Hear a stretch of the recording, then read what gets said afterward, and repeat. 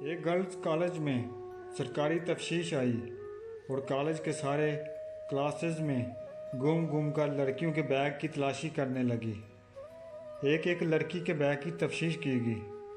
کسی بھی پرس میں کتابیں، کاپیاں اور لازمی اوراق کے علاوہ کوئی ممنوعہ شے پائی نہیں گئی۔ البتہ ایک آخری کلاس باقی رہ گیا تھا اور یہی جائے حادثہ تھا۔ حادثہ کیا تھا اور کیا پیش آیا؟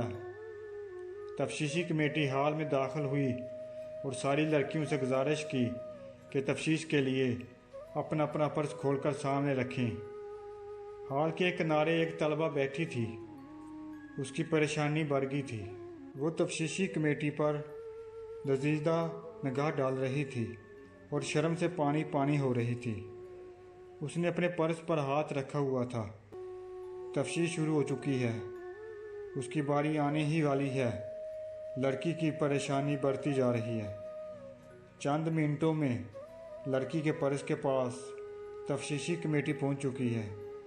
لڑکی نے پرس کو زور سے پکڑ لیا، گویا وہ خاموش زبان سے کہنا چاہتی ہو کہ آپ لوگ اسے ہرگز نہیں کھول سکتے۔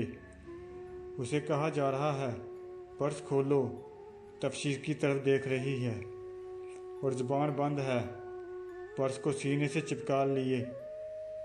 تفتیش نے پھر کہا پرس ہمارے حوالے کرو۔ لڑکی زور سے چلا کر بولتی ہے نہیں، میں نہیں دے سکتی۔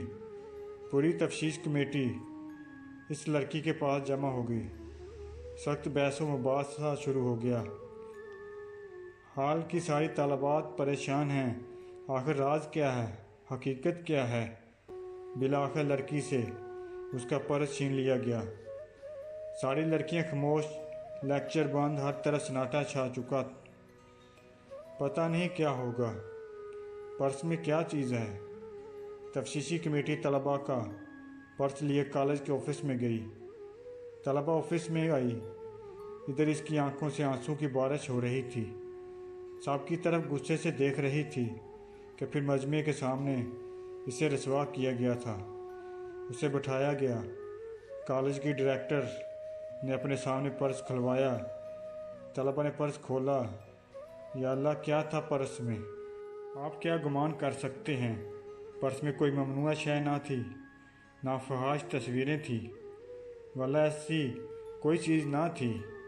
اس میں روٹی کے چند ٹکڑے تھے اور استعمال شدہ سینڈوچ کے باقی حصے تھے، بس یہی تھے اور کچھ نہیں۔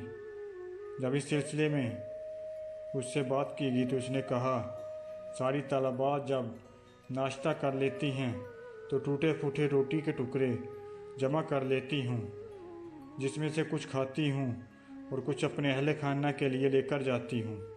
جی ہاں، اپنی ماں اور بہنوں کے لیے، تاکہ انہیں دوپہر اور رات کا کھانا میسر ہو سکے۔